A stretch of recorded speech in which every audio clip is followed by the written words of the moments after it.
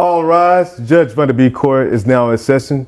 Judge, this is case number JVB 1019, Canada case. Judge, both parties have been sworn. Thank you. You're welcome. You all may be seated. Okay, Miss Canada. All right. You brought this case before the court. What's going on? I'm seeking child support and back pay from this man. Okay, just straightforward. That's what I like. Just get right into it.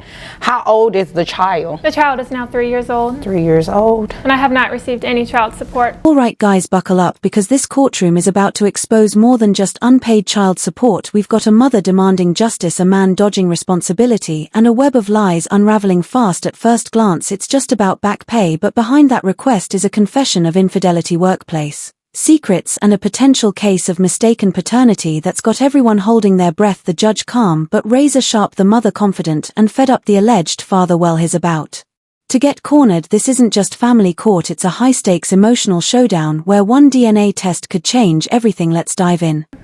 Okay.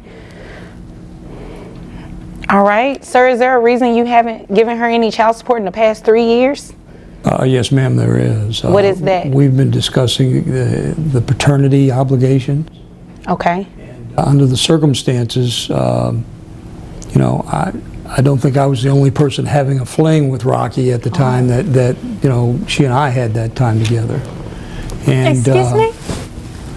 Are you implying something? Well, what I'm trying to say is that I understand that you may have been seeing some other people in addition to me. And the reason that I haven't provided well, those are rumors. I understand First of that. all. I understand that. Second But of you all. haven't complied with my request for DNA test either, and that's my key.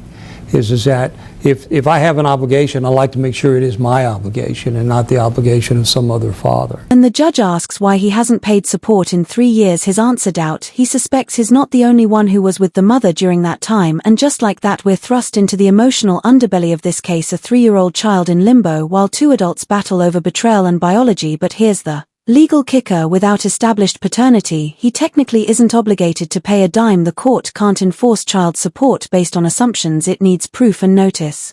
Pivot from dodging payments to questioning paternity to admitting infidelity. Viewers, what would you do if someone questioned your child's parentage after years of silence? Is this about fairness or fear of being found out? Did to your wife whenever you were having an affair with me. You're right about that. And honest So truth is you are that, admitting that you're married? yes. Okay. And I've told her. I've told her that we had this fling. You didn't told tell your me you wife were that? married until after. That's correct. That's correct. I did not tell you. I'm sorry, I won't disrupt you guys anymore. Go ahead. Okay. So, from my perspective, Your Honor, I certainly understand the situation. I'm not trying to be hard-hearted, so to speak, about this, but I think that there's some other questions that need to be answered before we agree on paying any kind of support, because at this point, we haven't confirmed whose child this is. Okay. Well, I definitely have some questions too, but I don't think they have anything to do with child support. It's more about you guys' backstory, but that has nothing to do with me. However, has this man taken a DNA test at all? Not that I'm aware of. Okay. Did he sign anything at the hospital? No, he wasn't acknowledging that he was the father? Okay. So he does have a valid point. Before we can actually place him on child support, he either has to accept parentage, which, according to what I'm hearing, you're really not accepting it. He's in denial about his affair and doesn't want his wife to find out. My wife knows. Oh, Yeah, she right. knows now. He's lying. You told her? I would have heard from her by now. I work with him, ma'am. Oh. At the welding place? I'm a receptionist there. Receptionist there, I'm a manager. That's how we met. You're her direct. Then comes the gut punch. The woman slams him for failing his wife and the child, and suddenly we're no longer talking legalities, we are talking morals. He admits it, he was married during the affair, but now he's asking the court to prioritize his rights over his responsibilities. This isn't just courtroom drama, it's real. Lives hanging in the balance, a mother carrying the financial burden alone, a child growing up without support, and a man shielding himself behind technicalities, and still no DNA test. No accountability when a man admits to the affair but demands proof of paternity. Is it caution or calculated delay? Oh, okay. Ooh. Wasn't expecting that much tea this morning. So, yeah, he's entitled to a DNA test. Sure.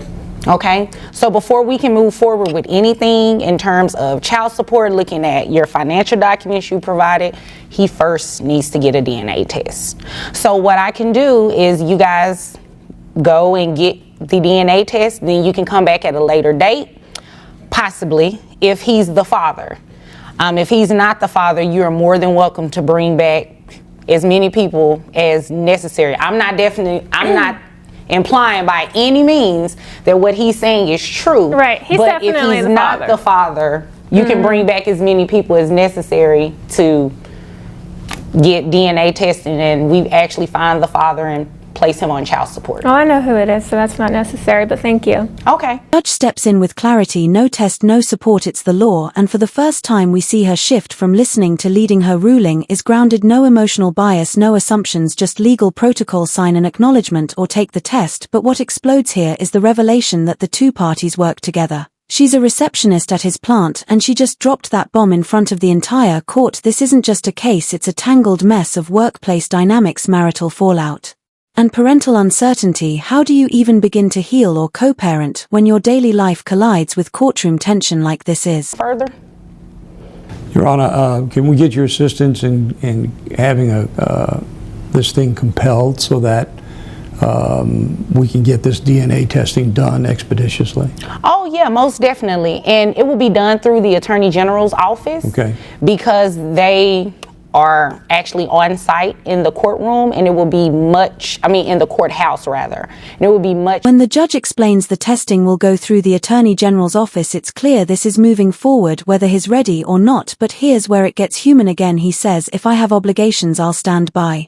It's the first glimmer of responsibility we've seen, and it might be genuine. Still, it's too little too late for many watching this. Mother waited 3 years, the child waited longer. If accountability starts now, it's because the system forced it, not because he volunteered. What do you think? Was this a turning point or just a last-ditch performance for the court?